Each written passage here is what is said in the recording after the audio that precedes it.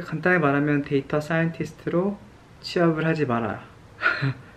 안녕하세요, AI 덕후 크리스입니다. 오늘 얘기할 주제는 뭐냐면, 특히나 대학생 분들 중에 데이터 사이언티스트에 대한 로망을 갖고 계신 분들이 많아요. 뭐 슬러닝 사이언티스트나 데이터 사이언티스트 이쪽 멋있어 보이잖아요. 그래서 그쪽 장래희망으로 갖고 계신 분들이 많은데, 데이터 사이언티스트로 커리어를 시작하지 않으셨으면 좋겠어요. 간단히 말하면 데이터 사이언티스트로 취업을 하지 마라. 않는 게 저는 좋다고 생각해요. 이유를 말씀을 드릴 건데, 회사에서는 데이터만으로 성과를 낼 만한 환경이 대부분 갇혀 있지가 않아요. 우선은 웬만한 회사에 가면은 데이터가 두 가지가 있는데, 데이터가 없거나 데이터를 쓸 수 없는 상태, 두 가지예요. 그러면은 데이터가 없을 때는 데이터를 남기도록 만들어야 되잖아요, 그쵸? 로그를 남기도록 만들어야 되는데, 그러려면은 백엔드 개발을 좀 할 줄 알아야 돼요. 그래서 약간 백엔드 개발자가 내가 원하는 대로 로그를 남기도록 설득을 해야 되고, 그것도 개발을 해야 돼요. 사실 그렇게 남에게 일을 시키기가 어렵거든요. 내가 직접 하는 거면은 마음 편하게 할 텐데, 이런 이유로 이렇게 일을 진행해야 된다는 걸 설득을 해야 되기도 하고, 정리도 깔끔하게 해줘야 되고 하다 보면은 이제 업무의 진행 속도가 많이 느려져요. 그러면 결국 데이터도 정리되어 있지 않은 상태에서 데이터 전처리 하는데 코스트가 많이 들다 보면은 성과를 자연스럽게 낼 수가 없어요. 그래서 일반적으로 데이터 사이언티스트 분들이 신입으로 와서 성과를 내기는 진짜 힘들어요. 그래서 신입을 안 뽑는 거예요.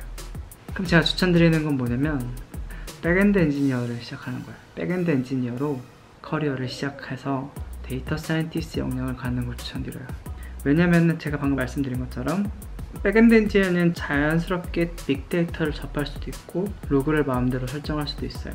그러다 보면은 데이터를 직접 다루기도 하고, 그거를 전처리하는 역할도 맡기게 되거든요. 그러면은 그걸 자연스럽게 머신러닝 문제로 변환을 할 수도 있고, 그리고 데이터 사이언스 관점에서 접근성이 상당히 높아져요. 그러니까 내가 마음만 먹으면은 데이터 사이언스 문제를 풀 수가 있는 상황이 되는 거죠. 그래서 데이터 사이언티스트를 바로 시작하기보다는 엔지니어링 능력을 먼저 키우는 게 여러분의 커리어 면에서 몸값을 올리는 면에서 더 좋은 방향이라고 생각을 해요. 또 하나 이유가 있다면, 전반적으로 데이터 사이언티스트를 잘하는 것보다는 엔지니어링을 잘하는 게 더 시장에서 수요가 많고 몸값도 비싼 것 같아요. 그래서 엔지니어링을 잘하면은 어떤 프로젝트에 갖다 놓더라도 할 만한 일들이 넘쳐나거든요. 근데 데이터 사이언티스트는 데이터가 잘 정리된 상태가 있어야 되고, 그리고 문제 정리 자체를 하기가 어려워요. 그래서 백엔드 엔지니어로서 커리어를 쌓은 데이터 사이언티스트는 뭐든 할 수 있지만, 데이터 사이언티스트는 온실 속에서만 성과를 낼 수 있는 상황이니까 대부분 핏이 안 맞는 것 같아요. 그래서 제가 아는 잘하시는 데이터 사이언티스트 분들은 대부분 개발도 잘하세요. 근데 이게 마찬가지로 데이터 사이언티스트만의 문제가 아니라 AI 리서치도 마찬가지예요. 요즘 컴퓨터 사이언스 쪽의 학부생분들이 다 프론트엔드도 관심 없고 백엔드 관심 없고 다 머신러닝 쪽에만 집중하신 걸로 많이 들었어요. 실제로 그런 분들도 많이 면접도 보고 그랬었는데, 뭐가 문제냐면 학부생분들이 머신러닝 모델링 조금 할 줄 아는 걸로는 아무것도 못 만들거든요. 실제 실무에서도 일어나는 일인데, 모델링만 해서는 진짜 일이 안 돼요. 모델링은 전체 프로젝트의 5%밖에 안 되거든요. 전처리 엄청나게 해야 되고, 데이터 엔지니어를 엄청나게 해야 되고, 소프트웨어 개발해야 되고, 소프트웨어 기본적인 리퀘어먼트는 변하지가 않아요. 로그 관리도 잘해야 되고, 장애 관리도 해야 되고, API 속도도 맞춰야 되고, 이런 것들은 다 대부분 백엔드 엔지니어링에 관련된 거거든요. 그러니까 AI 프로젝트에서 성과를 내고 싶으면은 모델링을 잘하는 건 5%밖에 안 돼요. 근데 학부생이나 이런 분들이 모델링을 아무리 잘해봐야 석사님 분들보다 잘하기는 힘들잖아요. 그러면은 자연스럽게 뭐가 중요해지냐? 개발을 잘해야 돼요. 그래서 AI 쪽 분야로 가고 싶으신 분들은 마찬가지로 백엔드 개발을 먼저 시작하시는 걸 추천드려요. 데이터 엔지니어링, 그러니까 커리어를 잡자면은 백엔드를 시작하시고 데이터 엔지니어링도 좀 다루시면서 머신러닝을 푸시는 거를 추천드려요. 바로 AI로 가고 싶으니까. 그게 멋있어 보이긴 하는데, 실제로 일이 빡센 거는, 일이 되게끔 하려면 엔지니어링을 잘해야 되는 거죠.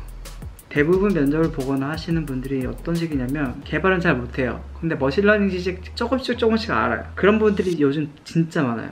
머신러닝 공부 조금 핫하니까 해보고, 몇 가지 돌려보고, 예제 돌려보고, 간단하게 뭐 앱리스트를 뭔가 토익 프로젝트 만들어보고 하는 분들이 요즘 대부분이신데, 많이 놓치고 있는 게 커머셜 프로젝트에서 빡세게 엔지니어링을 경험해보는 거, 그 경험 자체가 진짜 중요한 요소예요. 실제로 일을 할 수 있는 역량이 있다는 걸 증명하는 거잖아요. 백엔드 개발 추천드립니다.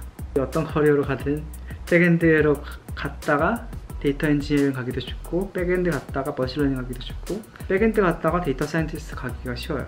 그러니까 너무 머신러닝 공부만 하지 마시고 백엔드, API 개발 어떻게 하면 좋고, 안정적으로 API를 서버를 운영하려면 어떻게 되고, 로그는 어떻게 남기고, 클라우드 환경에서 어떤 식으로 하면 인프라 관리를 좀 잘할 수 있고, 그리고 장애가 났을 때 어떻게 대응하면 좋고, 데이터베이스에서는 어떤 식으로 쿼리를 날려야지 속도가 빠르고, 이런 이제 컴퓨터 사이언스에서 기본적인 펀더멘탈, API 이런 것들을 실무 프로젝트에서 경험을 해보시는 걸 추천드려요.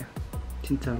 너무 머신러닝에만 빠지지 마시고 개발 역량에 집중해서 투자를 하시다 보면은 더 좋은 기회들이 많이 생기실 거예요. 그러면 오늘 영상은 여기까지 하겠습니다. AI에 대한, 커리어에 대한 이야기, 제가 워낙 AI를 좋아하다 보니까 이쪽 관련된 얘기들이 할 게 많아요. 영화 같은 것들도 있고, AI 프로덕션, AI 비즈니스에 대해서 할 말이 많으니까 관심 있으신 분들은 좋아요와 구독을 눌러주시기 바랍니다. 감사합니다.